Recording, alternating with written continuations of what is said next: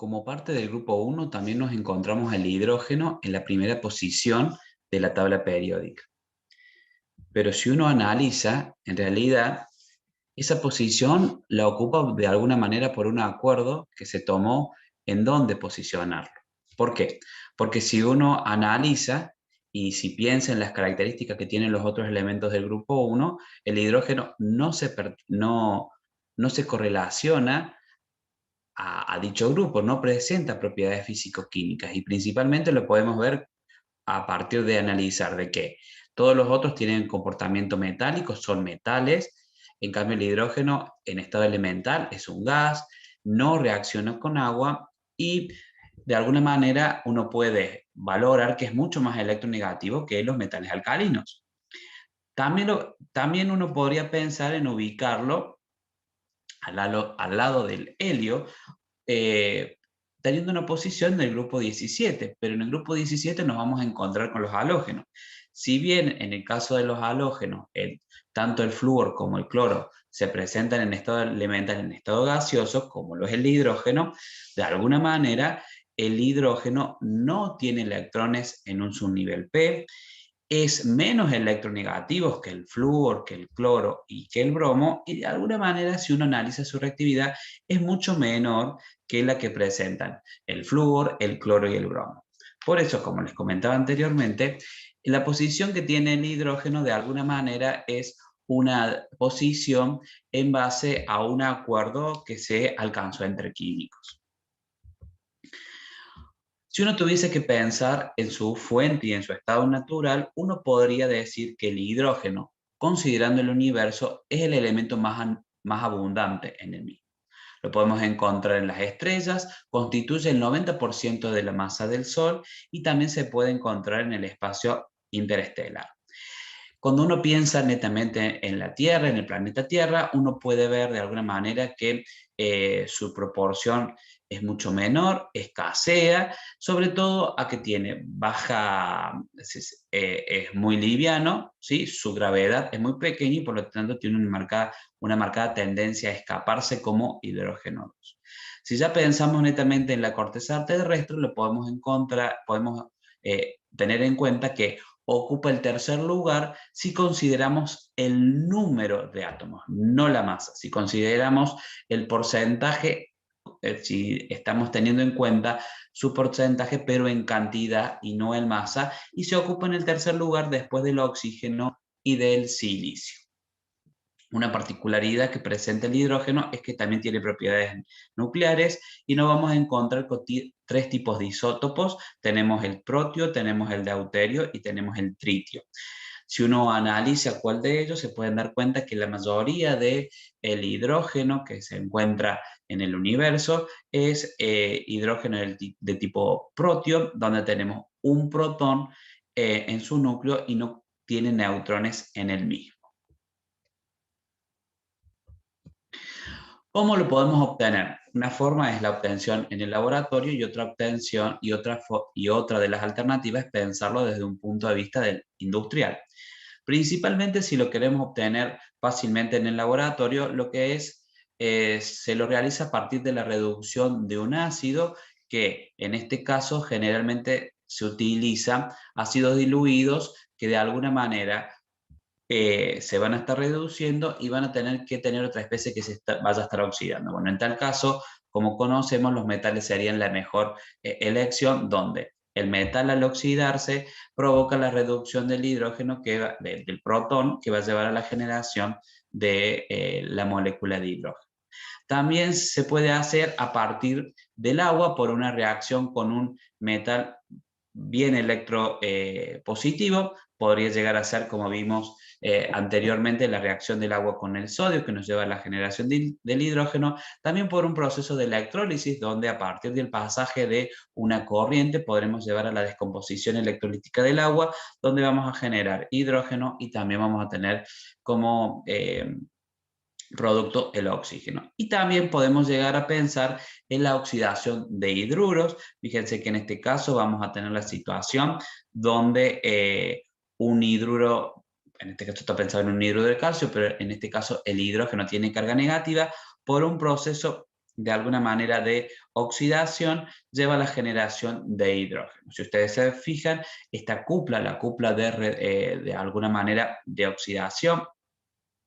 del hidruro a hidrógeno 2 está muy favorecida, dado que su potencial es de 2,3 voltios.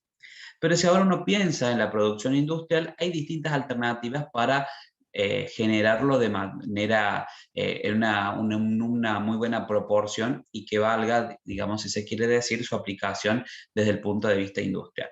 Uno de los procesos más conocidos es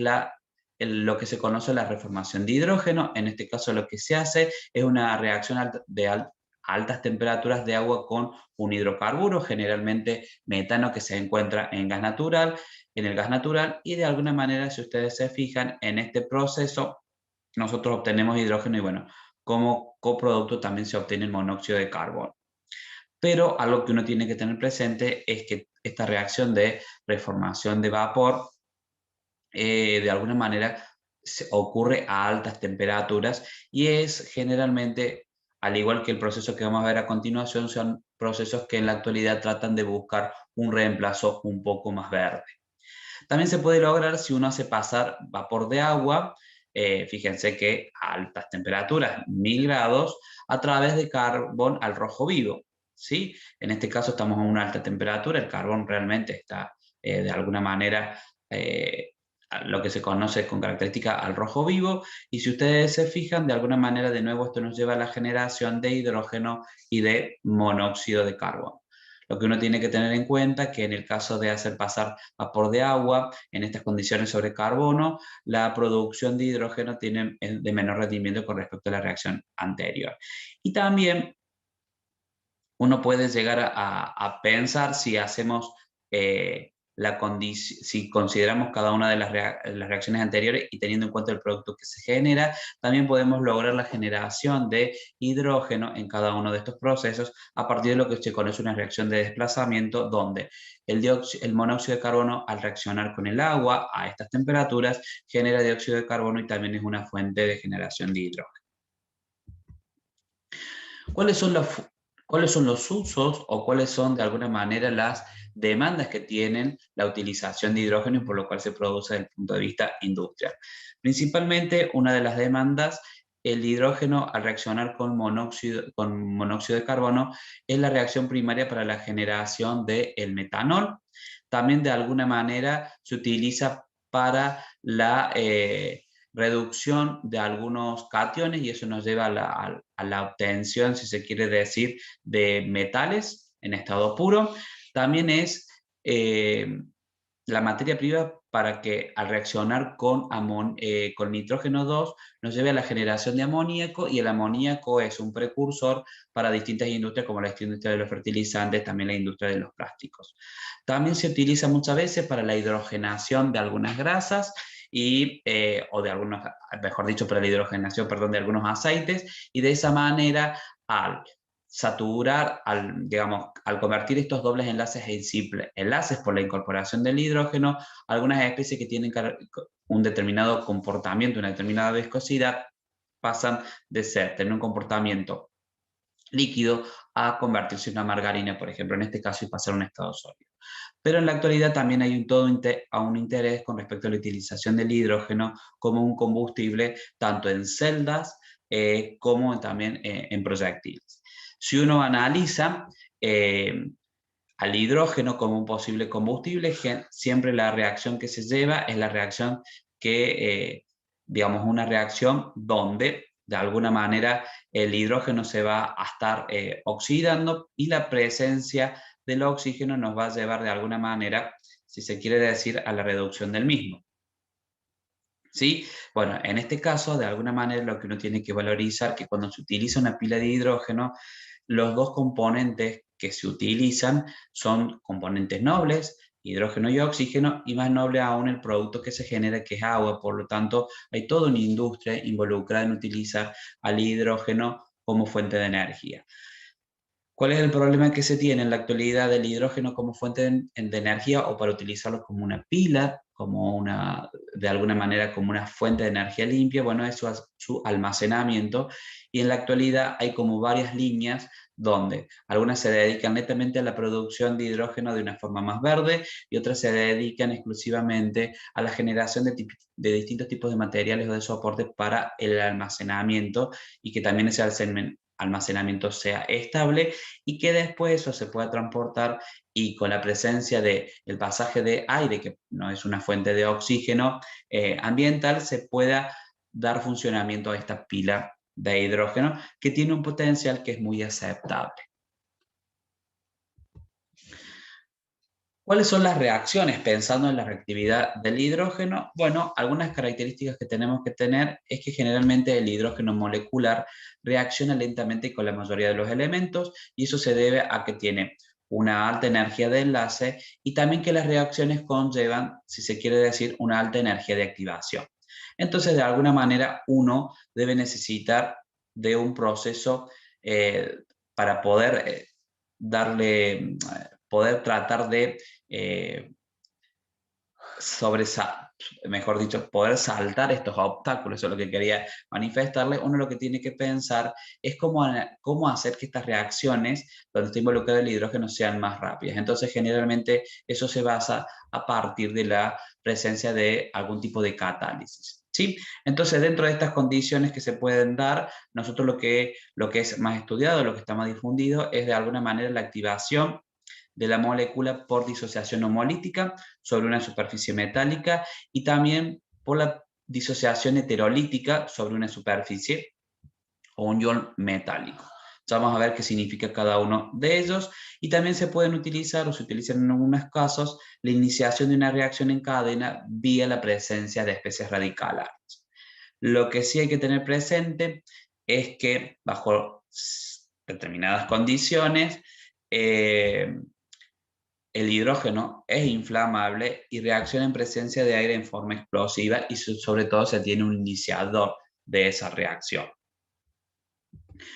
Cuando hablamos de una activación de la molécula, o sea, la activación del hidrógeno, para que lleve de alguna manera a la disociación homolítica sobre la superficie, lo que nosotros tenemos que tener en cuenta es la diferencia entre algo homolítico y heterolítico. En el caso de homolítico, lo que vamos a estar generando es la separación y la generación de átomos de hidrógeno sobre esa superficie, en tanto que la disociación heterolítica nosotros vamos a estar generando iones de alguna manera sobre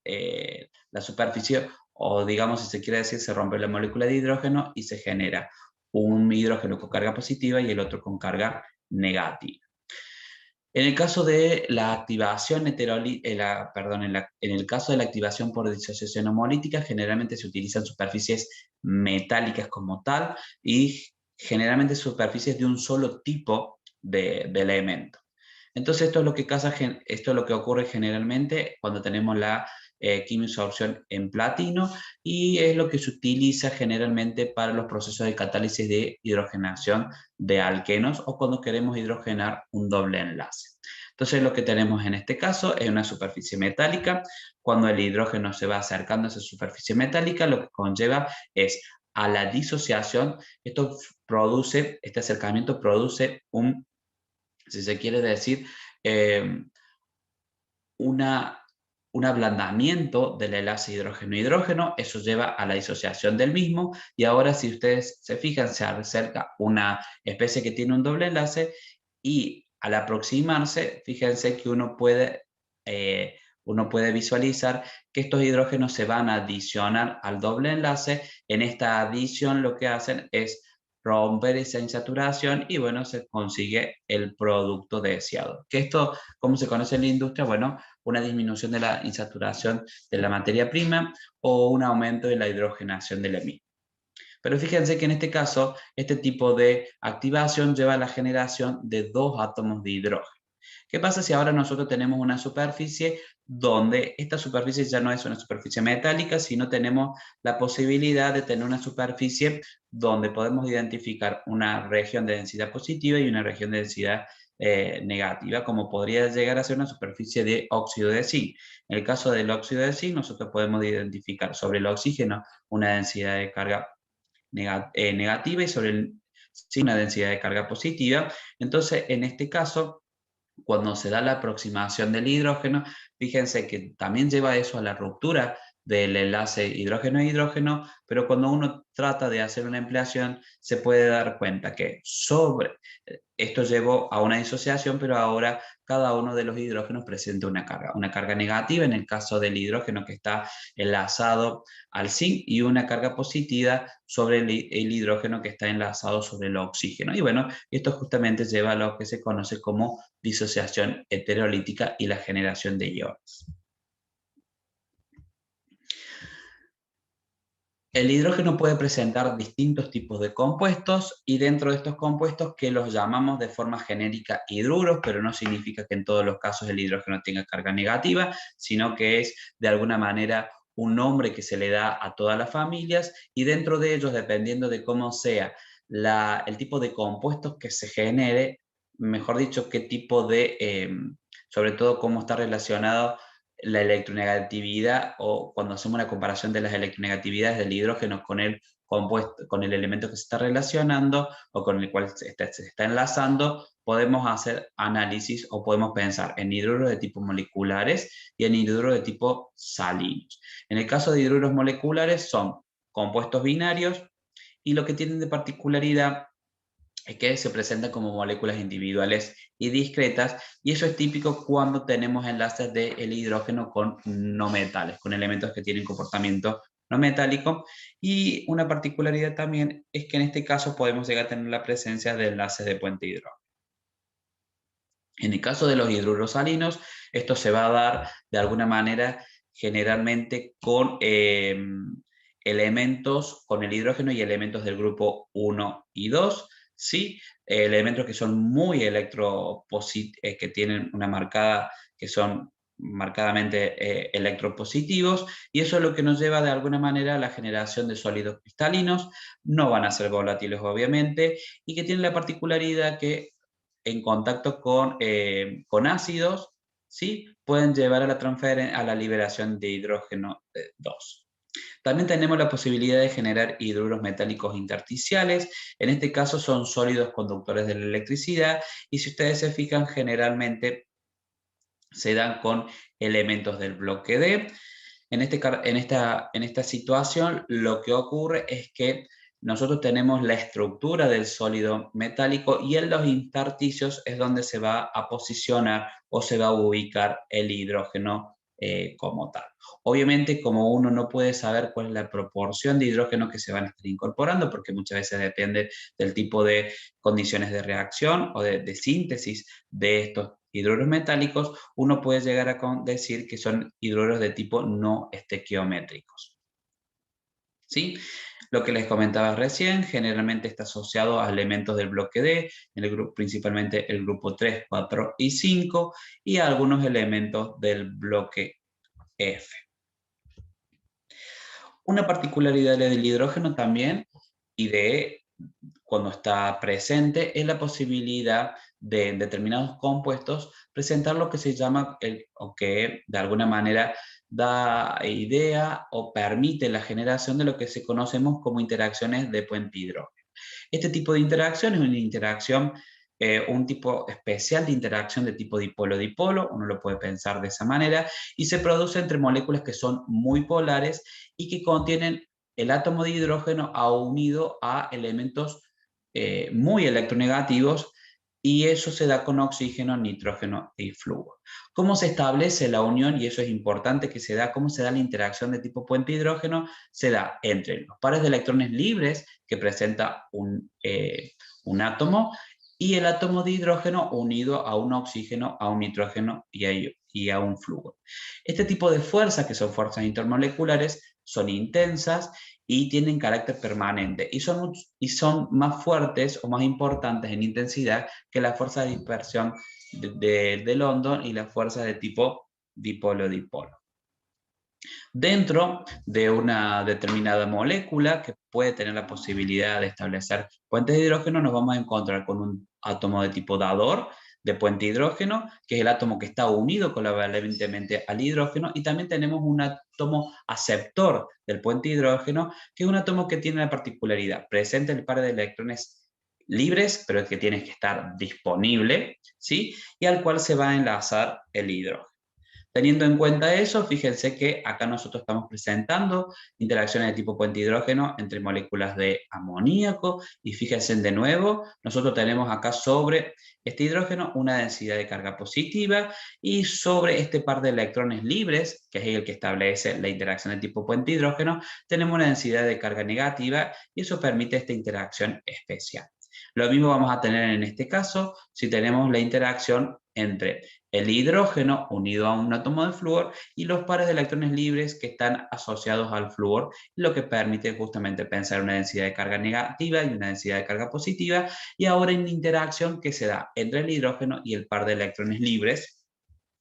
como tal, y es lo que se conoce como puente hidrógeno. En este caso estamos mostrando una interacción de tipo puente hidrógeno entre el agua y el amoníaco, y de nuevo remarcar que esta interacción se da entre el par de electrones libres que tiene el nitrógeno y el hidrógeno unido al oxígeno, que es un elemento electronegativo. Teniendo en cuenta este concepto de átomo dador y aceptor, nos vamos a encontrar en situaciones donde se establecen interacciones de tipo puente hidrógeno, donde, por ejemplo, tenemos acá un enlace tipo puente hidrógeno entre el alcohol. Fíjense que acá tenemos el hidrógeno reemplazado por un grupo alquilo, que eso nos da la idea de que esto es un alcohol, y también tenemos de alguna manera algunas moléculas de agua. En este caso, bueno, no hay moléculas de agua, sino que son todas de alcohol, pero también podríamos tener estos R reemplazarlos por hidrógeno, y que sería una interacción entre una molécula de alcohol y de agua, y en este caso, este tipo de moléculas tienen la posibilidad de tener son compuestos que son dadores, porque tenemos un hidrógeno unido a un elemento muy electronegativo, que es nitrógeno, oxígeno o flúor, y también tenemos otra molécula que tiene un par de electrones disponibles. En este caso, fíjense que también tenemos una situación, estamos planteando un alcohol, que podría ser un alcohol o podría ser agua, y tenemos acá una estructura derivada del amoníaco, que podría ser amoníaco si este recuerda un hidrógeno, y fíjense que de nuevo tenemos la situación de un dador. Acá lo estamos planteando de esta manera porque tenemos el hidrógeno unido a un elemento muy electronegativo, y tenemos otra que tiene una disponibilidad de pares electrónicos. Entonces esa sería aceptora. Entonces en este caso tenemos un sistema dador-aceptor de puente hidrógeno. Pero tenemos posibilidades de tener situaciones donde tenemos un dador de puente hidrógeno, y esta especie, si ustedes se fijan, solamente tiene pares de electrones libres, no tiene un hidrógeno unido como tal. Por lo tanto, en este tipo de estructuras donde solamente tengo el par de electrones disponibles, a esa especie solamente la vamos a llamar aceptora de puente hidrógeno. Entonces, fíjense, este es el caso de una estructura de tipo cetona. En el caso de la cetona, nosotros podemos llegar a decir que la cetona es sola aceptora de puente hidrógeno, en tanto que, por ejemplo, si uno pensase en una molécula de agua o una molécula de alcohol, ustedes fíjense que en el caso del alcohol tenemos el hidrógeno unido a un elemento muy electronegativo, que en este caso es oxígeno, y a su vez también tiene pares de electrones libres. Entonces, en el caso del alcohol, no solamente es una molécula dadora de puente hidrógeno, sino también se puede comportar como aceptora de puente hidrógeno. Debido a la presencia de puente hidrógeno, hay distintas evidencias que ponen en juego ello, sobre todo cuando uno hace el análisis de cómo son los puntos de ebullición de una determinada familia. Si uno analiza el comportamiento de lo que pasa en el grupo 12, lo que pasa en el grupo 13, en el 12, perdón, si analizamos lo que pasa en el grupo 14, en el grupo 15, en el grupo 16 y en el grupo 17, uno ve que si tomamos la referencia del grupo 14, uno puede ver que a medida que vamos bajando en el grupo, el punto de ebullición va aumentando. Cuando uno analice ese comportamiento de los grupos que le siguen, uno puede ver de alguna manera que el primer elemento, o mejor dicho, el primer especie que presenta enlaces los cabezas de grupo que presentan enlace con hidrógeno ahora son los que, los compuestos que se forman son los que presentan el mayor punto de ebullición. Entonces, ¿a qué se debe ese comportamiento anómalo que uno podría analizar teniendo en cuenta esta tendencia que, que presentaba antes el grupo 14? Bueno, ese comportamiento anómalo de alguna manera se debe a la presencia de puentes de hidrógeno que estas moléculas pueden establecer. Evidencia de puente de hidrógeno pensando en el agua y en algunas otras situaciones es la estructura del hielo. A consecuencia, perdón, de los puentes de hidrógeno, nosotros podemos hablar de la estructura del hielo, la presencia de clatratos y también de cómo se dan algunas estructuras de proteínas y de ácidos nucleicos. En el caso del hielo, nosotros podemos pensar en esta situación, nosotros podemos visualizar a una molécula de agua en un entorno tetraédrico, donde cada oxígeno de alguna manera está enlazado a otros 5, si se quiere decir, otros 4 hidrógenos, y esos 4 hidrógenos, 2, porque los tiene directamente unidos sobre sí, y otros 2 los va a hacer a partir de una interacción de tipo puente hidrógeno. A consecuencia de ello, debido a esta situación del establecimiento de puente hidrógeno, las moléculas no pueden acercarse más entre sí, y eso es lo que de alguna manera, cuando uno lo despliega en el espacio, uno puede ver las generaciones de hexágonos, y en estos hexágonos podemos ver espacios vacíos, y esto es lo que explicaría, debido a la presencia de la generación de los puentes de hidrógeno, que no permite que las moléculas puedan acercarse más hacia así, que el hielo presente menor densidad que el agua líquida. A consecuencia también de estas interacciones de tipo puente hidrógeno, cuando nosotros tenemos si se quiere decir, una cadena de aminoácidos unidos a partir de un enlace peptídico, que sería lo que se conoce como una estructura primaria de una proteína. Si ustedes se fijan, esta estructura ahora primaria, que es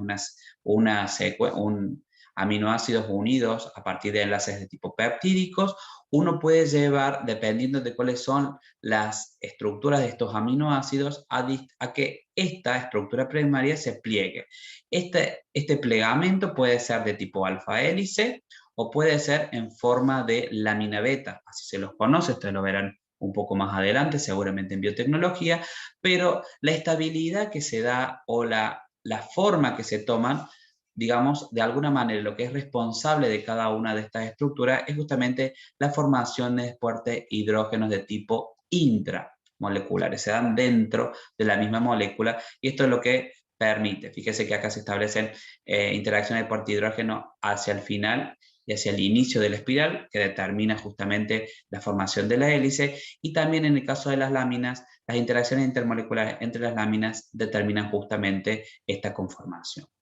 También, a consecuencia de interacciones de tipo puente hidrógeno, es que los ácidos nucleicos pueden aparearse a partir de sus bases. Entonces, si ustedes se fijan, esto es una doble hélice de ADN. Esta doble hélice de ADN, ¿cómo logra que estas dos hebras se puedan mantener unidas? Bueno, esta unión se debe justamente a interacciones se debe a interacciones de tipo puente hidrógenos que se dan entre sus bases nitrogenadas, y cada una de estas bases nitrogenadas tiene una interacción determinada. Por ejemplo, en el caso de la guanina y de la citosina se establecen 3 puentes de hidrógeno, y en el caso de la adenina y la timina se establecen 2 puentes de hidrógeno. Más allá de cuántos puentes de hidrógeno se establecen, es importante que todo este esqueleto que se mantiene unido y que después genera la doble hebra del ADN, se debe o quien es responsable justamente de armonizar esa estructura es el establecimiento de puentes de hidrógenos entre las bases nitrogenadas. Por eso es importante remarcar la importancia que tiene el puente de hidrógeno para poder explicar propiedades biológicas o estructuras biológicas, como también a comportamientos excepcionales que presenta, sobre todo en sus propiedades físicas, físico-químicas, el agua.